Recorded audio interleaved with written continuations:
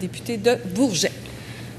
Merci Madame la Présidente. Le projet de loi 28 dont nous débattons le principe ici depuis quelques jours s'intitule, il est bon de le rappeler, loi concernant principalement la mise en œuvre de certaines dispositions du discours sur le budget du 4 juin 2014 et visant le retour à l'équilibre budgétaire 2015-2016. L'adverbe « principalement » contenu dans le titre du projet de loi 28 est un mot-clé, car il permet au gouvernement de court-circuiter le processus législatif afin d'accélérer ses coupes et ses augmentations de tarifs, ce qu'a rappelé justement notre collègue de Rousseau et porte-parole de l'opposition officielle en matière de finances et de revenus, lequel juge cette pratique irrespectueuse pour les citoyennes et citoyens directement touchés par ces mesures. En effet, le recours à un projet de loi dit omnibus, un projet de loi visant des fins multiples, est toléré dans nos parlements de type britannique, mais discutable du point de vue démocratique. Nous en avons ici une parfaite illustration. Le ministre des Finances ayant ajouté dans son projet de loi, de nombreuses dispositions qui n'étaient pas incluses dans le budget du 4 juin 2014, d'où l'utilisation de l'adverbe « principalement » pour bien indiquer que le projet de loi va certes porter sur des dispositions incluses dans le discours du budget, mais pas uniquement. Cette pratique constitue une dérive, un déficit démocratique, voire une forme d'arrogance au mépris d'une saine démocratie. Mon collègue de Rousseau a déjà dénoncé cette arpérisation du projet de loi 28. Il a dénoncé cet amalgame de plusieurs enjeux importants, une méthode qui s'inspire littéralement de celle du gouvernement conservateur de Stephen Harper. On se souviendra de son projet de loi C-38 en 2012, un document de plus de 400 pages qui proposait l'abrogation ou la modification de quelques 69 lois portant sur des thèmes aussi variés que l'environnement, la fiscalité, l'immigration et la sécurité de vieillesse. On avait qualifié le projet de loi de M. Harper de tentaculaire, de fourre-tout et de cheval de Troie. C-38, un mammouth au Parlement, titrait alors Radio-Canada. Madame la Présidente, le mammouth laineux, probablement, a donc traversé la rivière des Outaouais pour se rendre jusqu'ici, à Québec, où il a engendré un petit mammouth de projet de loi avec ses 327 articles. La figure a été notamment reprise par le journaliste Jean-Jacques Sanson dans le Journal de Québec du 16 février dernier, et je le cite, « La démocratie et le parlementarisme en prennent pour leur rhume », avec des projets de loi fourre-tout comme celui parrainé par le ministre des Finances. Pareille façon de faire traduisent cependant un mépris des institutions que l'on constate généralement chez les vieux gouvernements que le pouvoir a usés. Noyer des décisions difficiles à faire avaler dans un fourre-tout législatif n'est pas jouer franc jeu. Fin de la citation. Quant au mot omnibus, Madame la Présidente, un mot latin signifiant pour tous, il est effectivement en phase avec les politiques d'austérité du gouvernement libéral, car des coupes et des compressions sans étude d'impact préalable sur celles et ceux qui sont touchés par ces mesures, il y en a en effet pour tous. De plus, les dispositions ajoutées dans le projet de loi 28, qui n'ont pas été annoncées dans le budget, ne sont pas les moindres. Elles concernent notamment les tarifs des services de garde. Le gouvernement a brisé ses promesses électorales envers les familles, ça on le sait. En plus de cesser le développement des places, il augmente les tarifs, provoquant un choc tarifaire important pour les familles de la classe moyenne. Le gouvernement propose une modulation selon les revenus qui pourrait faire passer les tarifs jusqu'à 20 $ par jour, soit plus que le double du tarif actuel, une modulation des tarifs qui brise un principe de base sur lequel est fondé ce réseau, soit celui de l'universalité.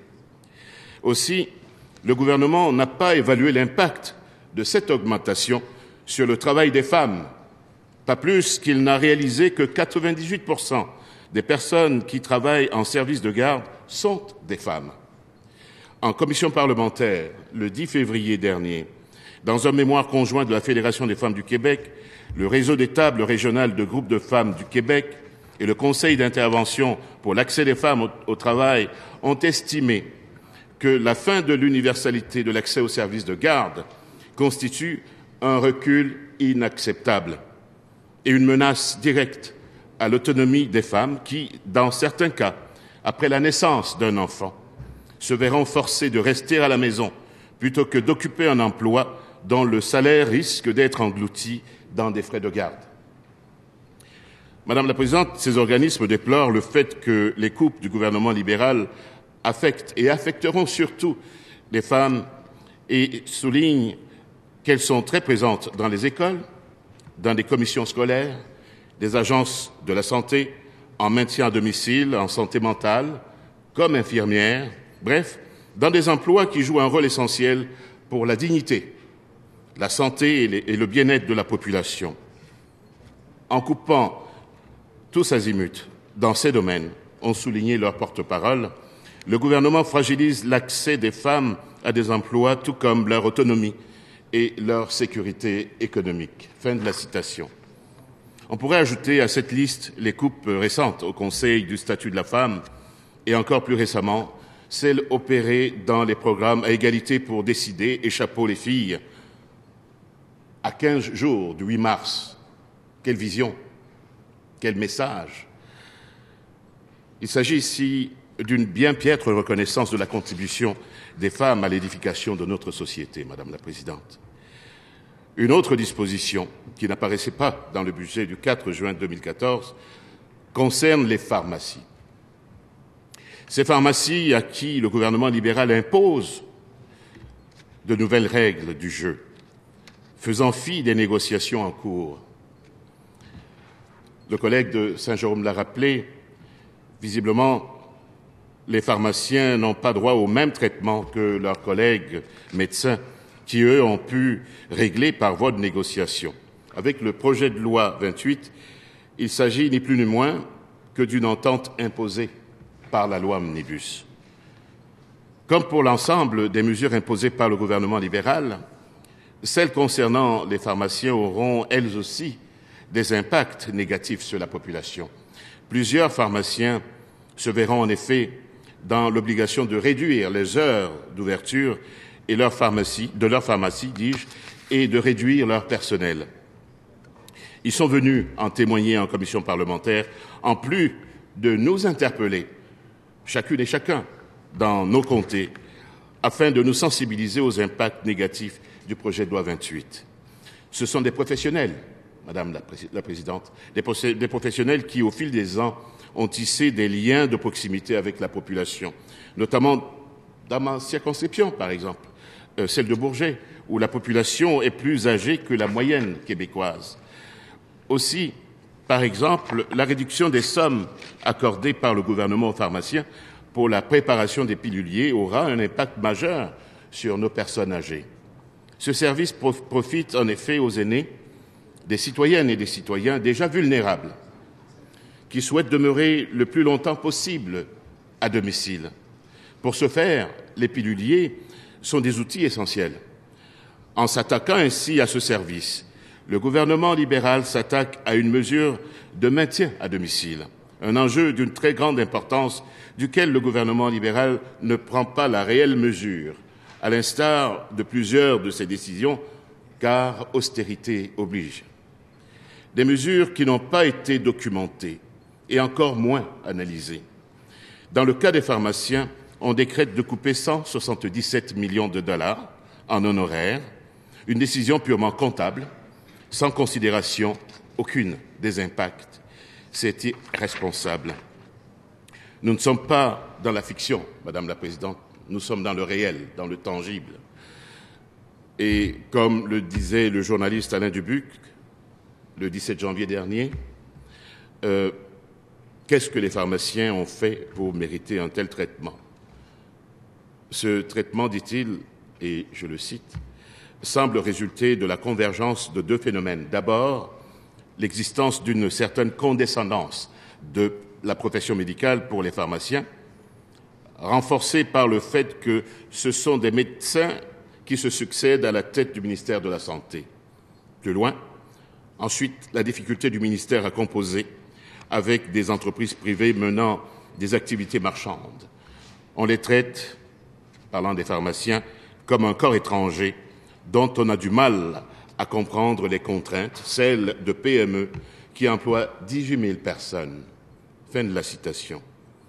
Je rappelle, Madame la Présidente, le dépôt hier, ici, en cette Chambre, d'une pétition de 46 034 noms en appui aux pharmaciens pour qu'ils conservent les ressources nécessaires au maintien des services qu'ils offrent, notamment pour assurer leur accessibilité et maintenir la relation de proximité qu'ils ont développée au fil des ans avec la population sur l'ensemble du territoire québécois.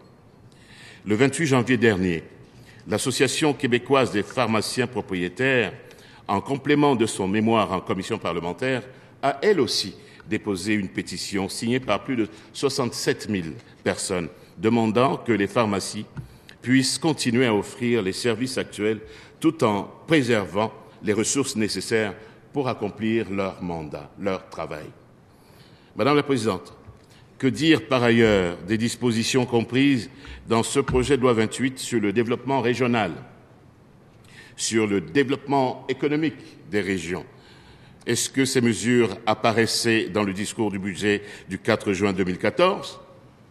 Poser la question, c'est évidemment y répondre avec le poids sourd du petit mammouth.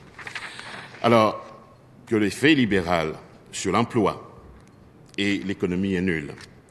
Contrairement au miracle qui devait se produire dès le 7 avril 2014, le gouvernement libéral, sans vision ni plan de relance, décide de s'attaquer aux centres locaux de développement, les CLD, un outil de développement local qui a fait ses preuves en créant ou en maintenant plus de 200 000 emplois au Québec depuis leur avènement en 1998. Plus de 28 000 entreprises créées ou aidées dans leur croissance. Plus de 7 milliards de dollars en investissement. Alors pourquoi diantre sabrer dans cette expertise? Pourquoi? Dans Bourget, cette mission du CLD était sous la responsabilité de la Corporation de développement de l'Est qui, depuis bientôt 30 ans, œuvre au développement économique sur le territoire de l'arrondissement Mercier-Hochelaga-Maisonneuve. Elle assure un soutien professionnel et indépendant aux entrepreneurs grâce à son expertise auprès de gens d'affaires, des travailleurs autonomes et des entreprises d'économie sociale. Sur Montréal, ce sont plus de 12 millions qui ont été investis par le biais de ces organismes et qui ont permis la création et le maintien de quelques 15 913 emplois au cours de la seule dernière année. Les CLD, c'est plus qu'une structure, beaucoup plus qu'une structure. C'est une expertise, Madame la Présidente. L'expertise partout au Québec, avec plus de 1000 employés, mais aussi quelques 3000 bénévoles, gens d'affaires et intervenants locaux qui s'organisent, s'activent et se concertent pour le développement économique et social de leur région ou de leur quartier. Alors, pourquoi changer une formule gagnante? Je pose la question. Nous sommes en train d'assister à un démantèlement unilatéral d'organismes de développement économique qui ont pourtant fait leurs preuves dans Bourget, à Montréal, un peu partout sur l'ensemble du territoire québécois.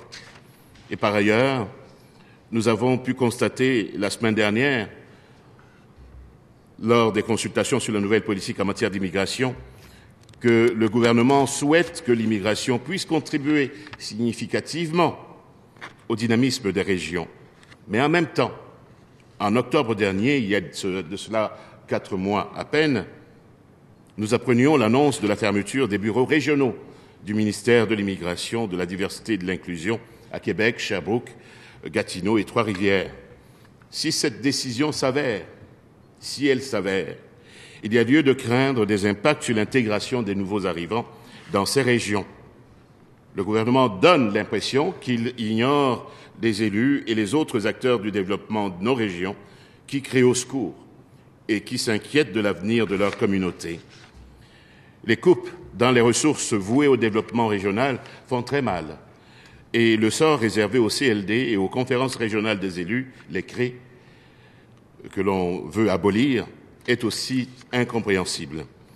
Ce sont des outils performants qui sont sacrifiés sur l'autel de l'austérité et de la centralisation. Je rappelle que depuis l'arrivée de nos amis libéraux au pouvoir, des milliers d'emplois ont été perdus dans toutes les régions du Québec. Alors, comment le gouvernement pense-t-il ainsi élaborer sérieusement des stratégies qui tiennent compte des besoins des milieux, alors que l'on ampute ces mêmes régions de ses principaux outils de développement? La question se pose. La ministre de l'Immigration, de la Diversité et de l'Inclusion souhaite par ailleurs que les organismes communautaires prennent la relève, mais ces derniers sont eux aussi dans la mire des tenants de l'austérité. Les organismes de régionalisation de l'immigration sont tous inquiets et les compressions attendues ne feront que fragiliser davantage leur situation. La ministre pense-t-elle sérieusement attirer de nouveaux Québécois en région alors que son gouvernement s'applique plutôt à en démanteler le tissu économique? La question se pose. En fait, sur le passage du petit mammouth que représente le projet de loi 28, il y a ces effluves toxiques de l'austérité qui semblent vouloir tuer toute velléité de débattre ici, dans notre Assemblée nationale, de sujets importants qui ont des impacts directs sur la qualité de vie de nos concitoyennes et de nos concitoyens. On l'a vu le 6 février dernier avec le bâillon sur la loi 10, une loi sur l'organisation et la gouvernance du réseau de santé et de ses services sociaux. Une loi qui va déresponsabiliser et démotiver, au dire même de l'ancien ministre libéral Claude Castonguay, celles et ceux qui travaillent à offrir des soins et des services dont la population a besoin. Et quand on entend que le gouvernement laisse planer la possibilité d'un autre bâillon pour l'adoption de son projet de loi 20, nous ne sommes guère rassurés sur la lucidité et la sagesse du gouvernement libéral. Finalement, Madame la Présidente, même si les membres du gouvernement libéral n'assument pas l'usage du terme austérité pour décrire les politiques budgétaires actuelles du Québec, la réalité les rattrape. En effet, force est de constater que plusieurs dispositions comprises dans le projet de loi 28 s'y inscrivent en droite ligne. Cela est triste à dire, mais en vérité, Madame la Présidente, l'austérité à la sauce libérale est effectivement toxique. Elle agit comme un poison sur les plus vulnérables de notre société, sur les familles, sur les régions et aussi sur notre démocratie. Le gouvernement semble persuadé, jusqu'à l'entêtement, que la voie de l'austérité est bonne pour revenir à l'équilibre budgétaire. Il refuse de voir que ces coupes et compressions ralentissent l'économie québécoise et, à terme, vont diminuer les recettes de l'État, obligeant ainsi de réduire les services à la population. Ce cercle vicieux de l'austérité tend à nuire à l'économie plus qu'à l'aider. C'est d'ailleurs ce que sont venus dire les économistes de l'Institut de recherche et d'information socio-économique le 10 février dernier devant la Commission parlementaire des finances. Le Premier ministre, le président du Conseil de Trésor et le ministre des Finances, peut-on lire dans leur mémoire, s'obstinent aujourd'hui à nier que leur politique budgétaire relève de l'austérité. Ces mesures, en ce sens, ayant acquis mauvaise presse à la suite d'expériences particulières douloureuses et inefficaces en Europe, on comprend que les décideurs politiques souhaitent maintenant se distancier du mot austérité comme critère de leur décision. Fin de la citation. Madame la Présidente, en terminant, j'en appelle tout simplement à la sagesse, un réflexe, un sursaut de sagesse du gouvernement. Nous avons évidemment conscience qu'il y a des objectifs à atteindre, mais de grâce, pas à n'importe quel prix. Merci.